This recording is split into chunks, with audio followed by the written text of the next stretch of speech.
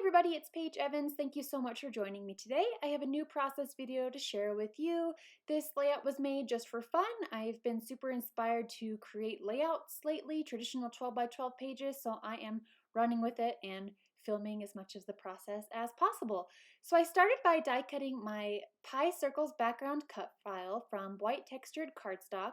I'm tracing one of the inner wedges and then cutting it out slightly bigger to use as a template, and then I'm going to hand cut 70 of these little wedges from pattern papers in Truly Grateful. I pulled out all of the pinks and purples and a few oranges and yellows and florals for kind of a monochromatic look, but the pops of orange and yellow just help make it a little more bright and fun and cheery.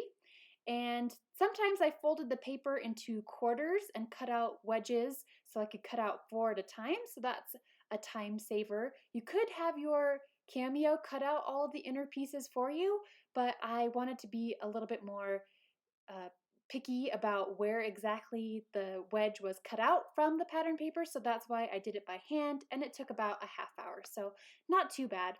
Now I'm going to quickly figure out where I want the slices. I'm not adhering them down and I'm placing them on top of the cut file. This isn't how it's going to look because I'm going to back the cut file with them, but I wanted an overall rainbow look, so similar colors weren't placed next to each other.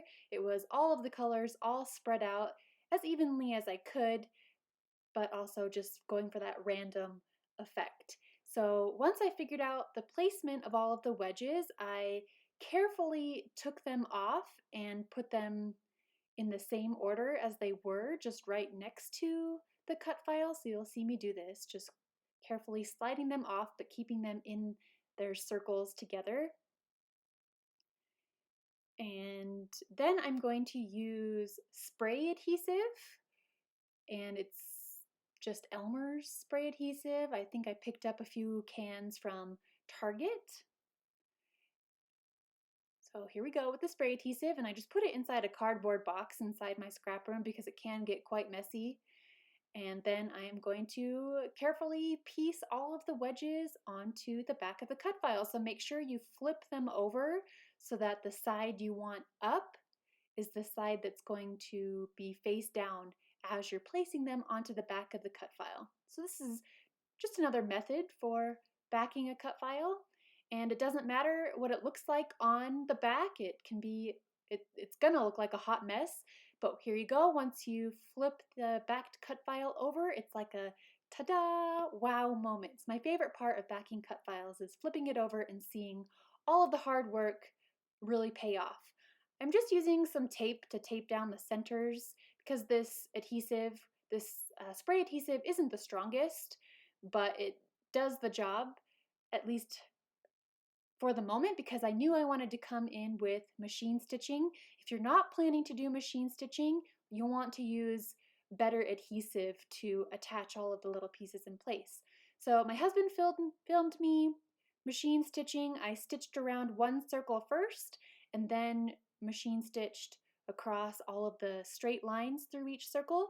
It took about 2.5 minutes per circle, about 20 minutes total, and I think it's totally worth it. I love the texture and the interest and just that homespun look that machine stitching adds. I've had this Brothers sewing machine for a decade and it still works beautifully. I don't use a special needle, it's just a standard needle, so whenever I need to replace it, I just pick up whatever they have at the store. So nothing special about the needle, and it sews beautifully through cardstock, pattern paper, and chipboard. I am going to trim up the thread ends. I'm leaving most of them pretty long because I like that little extra bit of whimsy that the loose thread ends has or achieves, so you'll see some of the threads hanging off. Now I ultimately went with this dark purple cardstock background, but I really pushed myself because I wanted to use a light purple background, but I took a poll on Instagram and people voted for this dark purple, so pleasing the people, and it's a fun challenge to go with the opposite of my gut. So I dropped some liquid gold paint from Paper Fashion across the background. It really creates a fun shimmer and shine. And then coming in with my favorite watercolors, which are Pastel Dreams and Tropicals by Prima. and mixing colors to match Truly Grateful and splashing them across the background. And I love how they are opaque, so they will stand out from this darker background. And then for a finishing touch on the background, I'm going to splash watered down white acrylic paint. I'm using a toothbrush because I love the finer mist that it adds, and then let it dry. So here is the backed cut file and the photo of Jane that I'm going to use. And starting to embellish, nothing is glued down yet. I'm going to use, everything is going to be from Truly Grateful. So from the puffy phrase stickers, there is a purple sentiment that says wonder. So across the white space at the bottom, I'm just carefully placing these letters. I needed to nudge this one over a little bit to make the spacing more even. And then this "You Are Loved" sentiment is from the journaling spots. So now I'm going to start adhering things down in place. So I'm using this super sticky double-sided tape to add the photo. And then on the back of the cut file, I want it to lift up from the background a little bit. So I'm using these foam squares, 3 per circle, and then peeling off the protective layer, flipping it over and adding it to the background. There is a little excess hanging off this edge, so I'm trimming it off with a pair of scissors, and then going to start adding embellishments. So I'm using, or I'm picking and choosing embellishments, sticking with this pink and purple color scheme. So on the center of each pie circle, I'm adding an epoxy sticker. There's hearts and stars and circles. And then between a few of the pie circles, I'm adding a wooden button embellishment. Now the wooden and button embellishments come with thick foam adhesive on the back, and I always peel that layer off and just use a glue dot because they're thick enough as is. I just want to not make the page as flat as possible, but I do remove that foam adhesive. I opened up a fresh pack of floral and leaf die cuts and again pulled out all of the flowers and leaves in this same color scheme. And then I'm just tucking them underneath the circles to create fun pops of color and interest.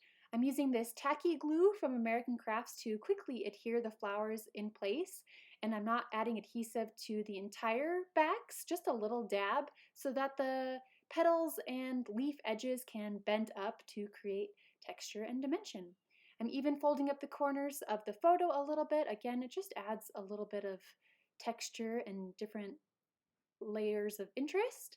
And then the last step is writing journaling. I'm using a white Sharpie pen and hand drawing 3 lines. Usually I do it with a pencil first, but I guess I was feeling brave in the moment and just went to town, drew 3 lines, and writing a little bit about sweet darling Jane. And that finishes up this layout, I believe. Yep, here we go. Thank you so much for watching. I hope this layout inspires you to check out my cut files, especially this pie circles background and my Truly Grateful collection with pink paisley. Thank you so much, and I will see you again in my next video. Have a great day.